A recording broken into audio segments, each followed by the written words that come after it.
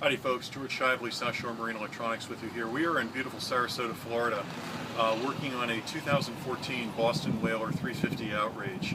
Our customer that we've had for many years decided to purchase a new boat after being out of boating for a while, and he's going to have his boat down here in the Gulf, and just kind of wanted to give you a first look here at what things look like, and of course we'll stop in as we're working on the boat. But for right now, this is the helm. In the area to our left here, our port side rather, we're going to have a Garmin 8215. On our right side in this area, we're going to have a 8026, I believe, Furuno radar, 4-foot open array, 12-inch screen radar. The stereo and VHF radio will also go in that area as well. So just kind of an initial first look here at the boat. We'll take a look up here at the hardtop. We're also going to be putting forward-looking infrared on the boat. Right now the hardtop's kind of clean. Have a couple antennas up there for the SmartCraft instrumentation, but for the time being it's clean. That'll change very quickly. Just want to give you a heads up here of what things look like, and we'll stop back and show you here in a little bit how we've made some progress. Thanks very much. We are back on board the Boston Whaler, and I wanted to show you how we've made some progress. We've actually gotten quite a bit of work done, and I wanted to show you the hardtop here. The FLIR camera in the front, of course the Furuno 8026 4-foot open array radar.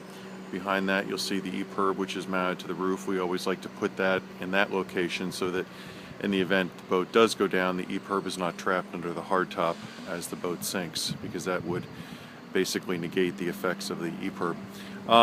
The 4-foot antenna or 8-foot antenna that you see here on the starboard side of the boat is actually a dummy for symmetry purposes, and the one on the port side of the boat is the live VHF antenna. So that's how things turned out here on the top. Looks pretty good. Now what we can do is jump down here and take a look here at the helm.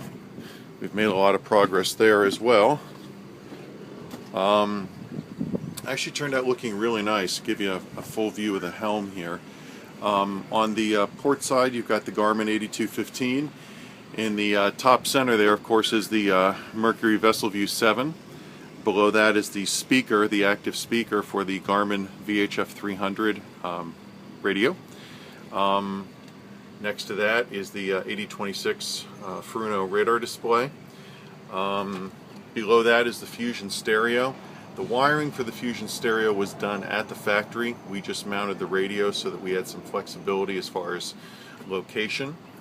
And then to the top right there is the FLIR control, and then the handset for the VHF radio. We ran into a number of challenges here on this helm because even with the depth of the main instruments being the Garmin and the Furuno not being all that deep, there was not a lot of depth behind this helm.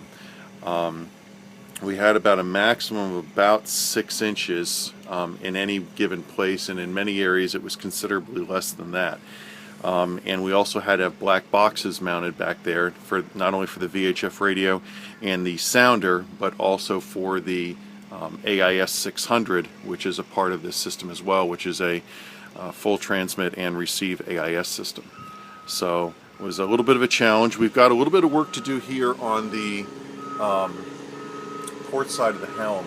It's probably not very noticeable, but if you look closely between the Garmin and the little glove box that is there, you will notice that there is a gap on the left side and there is no gap on the right side.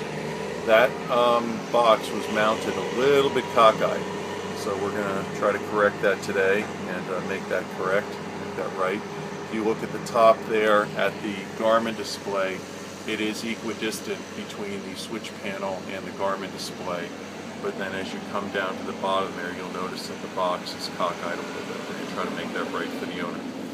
So that's where we're at. We've got some wiring to do this morning and still to install the transducer, and then we'll see how things go when we start turning things on. So stand by, we'll be back. Howdy folks, we are back on the 350 Outrage Boston Whaler, and just wanted to show you kind of a final look here.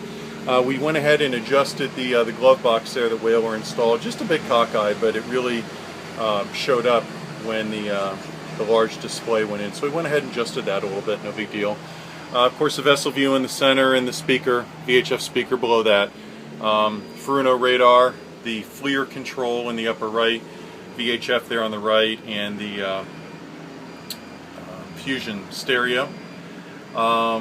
That's all been taken care of, looking good. I wanted to show you downstairs inside the area where we did the wiring. That's always very important. If you look here, you can see that all of our sources here are wired, and they are labeled so that you can tell what they are. So that's good. And we've got our labels in place here, 8215 plotter, SmartCraft, so that we know what's going on as far as our NEMA 2000 backbone. So that's all in place and good. And of course, you've already seen the hardtop, but we'll take another look at that real quickly here. Hardtop is looking good. Of course, the FLIR camera, thermal camera, the 4-foot open array Furuno radar, the EPIRB, GPIRB actually behind that. On the starboard side, the fake VHF, because it's not connected to anything, but there for symmetry. And then on the port side, we have the 8-foot antenna that is our live antenna for not only the VHF, but also our AIS system, so for transmit and receive. So there we are again. One more look. And as always, George Shively, South Shore Marine Electronics. You can reach us at 216-407-6553. Our email address, southshoremaриneelectronics@oh.rr.com. Thank you very much.